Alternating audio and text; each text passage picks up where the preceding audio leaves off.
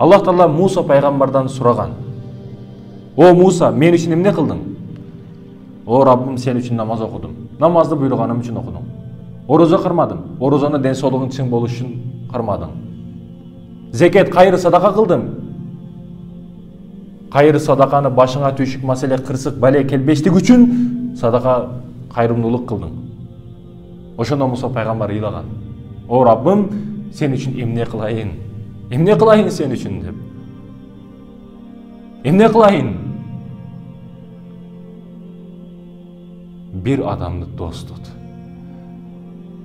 Пенелердин арасынан дос тут, чыныгы дос. Ал үчүн жаныңды бер, ошондо мен үчүн бир нерсе кылган болосуң. Пайгамбарыбыз саллаллаху алейхи ва саллям адам досунун дининде болот дейт. Ошондуктан жаныңардагы досуң ким? Жакшы маани бер, кара дегени. Тозокто 10 жыл эмес, 1 жыл эмес, секунд, минутта дагы турбай айт ал. Ал ким? Чыныгы дос. Чыныгы дос, урматтуу мусулман бир тууганым. Ал досуң сен проблема, түйшүк, кайгы келген учурда ар дайым жаныңда турат. Эмне болду досум? Айт. Акча берип турайынбы?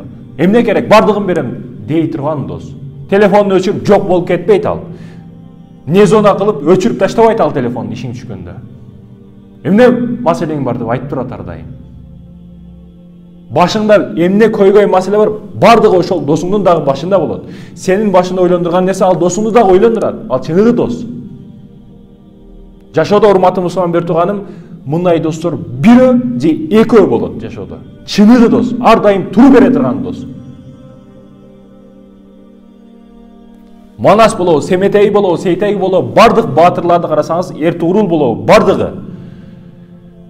Жанымдагы эки досум жанымда турса, мен дүйнөнү дагы жок кыламын дейт. Дүйнөгө дагы каршы чыгамын дейт. Себеби эки досум алар до конца туруп берет дейт. Акырына чейин барат дейт. Чыныгы дос, урматтуу мусулман бир тууганым, чыныгы дос. Мындай бир же чыныгы барды жок, бардык сырыңды айта турган, бардык нерсеңи бөлүшө турган бир же эки досуң болбосо, жашооң өтө кайгыда, кубанычсыз өтөт. Себеби адам барды жогун айтканда жазылат. Бары жогун ичиндеги нерсесин чачканда жазылат, урматтуу мусулман бир тууганым. Ошондо түзөлөт, ошондо шифа табат.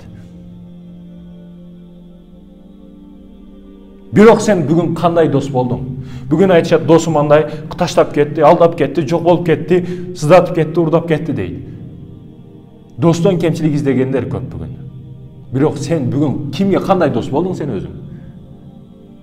Азыр мына өзүң билесиңби сен өзүң? Азыр досуңдун дани момент эмне кылып жатканын билесиңби? Кайсыл досуң больницада жатат билесиңби? WhatsApp'tan карап турасың, жазса жазамын деп. Сен жаз ага биринчи. Жаз, бул дүйнө бериш дүйнөсү. Сен беришиң керек биринчи. Жакшы мамилени каалайсыңбы? Анда бер, биринчи жаза бер. Телефонун жарып сал, тешип сал анын телефонун. Ар дайым ал окалын билип тур.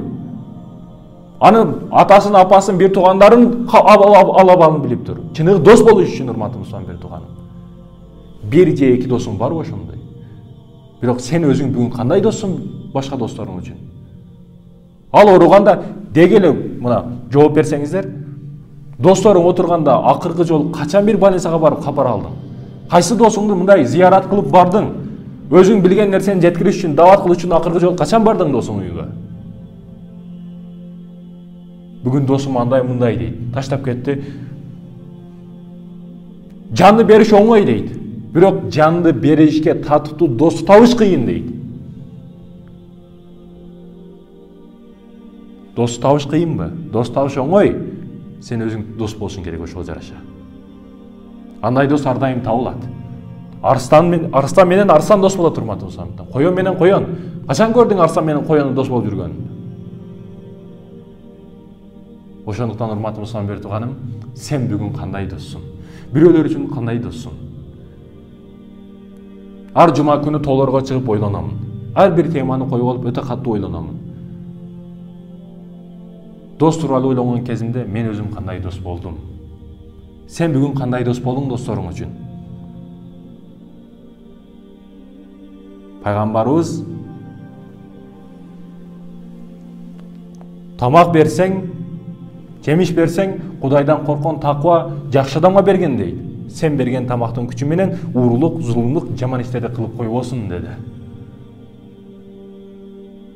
Сенин досуң кандай бүгүн? Сенин досуң кандай бүгүн? Ишиң түшкөндө, башыңа проблема келгенде бардыгы жок болуп кетишет. Себеби сен дагы жок болуп кетесиң. Сен дагы жок болуп кетесиң. Албай коесуң. Кар сураса жок деп коесуң. Чөнтөгүң толо акча турса дагы жок деп коесуң. Бүгүн сен кандай доссуң? Бүгүндөн урматтуу мусулман бир тууганым, өзүңө дос танда. 100-200 досуң болбосун, тандап туруп 10 досуң болсун. Бирок 10 досуң ар дайым көйгөй маселеси дагы, кубанычы дагы, кайгысы дагы сен дайым чогуу болсун, бирге болсун. Ал үчүн жаныңды бер.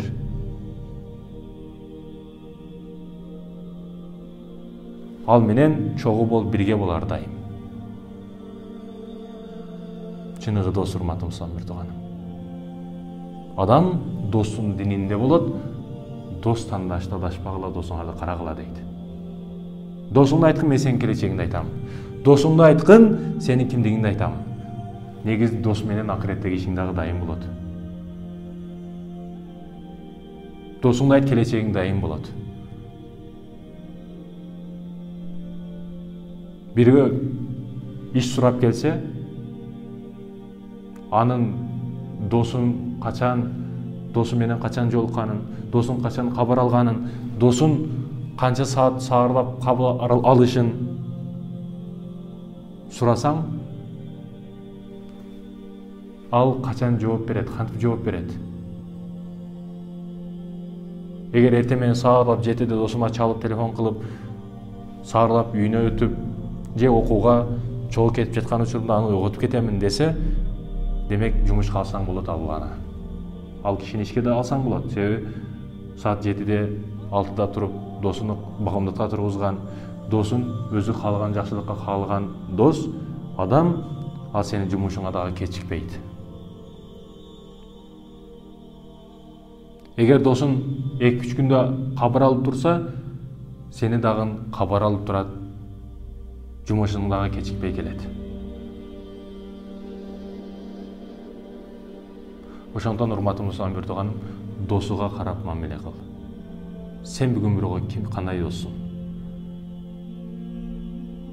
Акыркы жолу качан чалдың досуңа? Кеңири мынтип кысталбай сүйлөшүп качан олтурдуң досуң менен? Досуң, чыныгы досуң сен үчүн бардык жогун айтабы? Ичиндеги жарылып, ичиндеги сырларын жаныңа мындай дасторкон кылып жайып кое алабы досуң? Ошондой досторуң барбы сенин?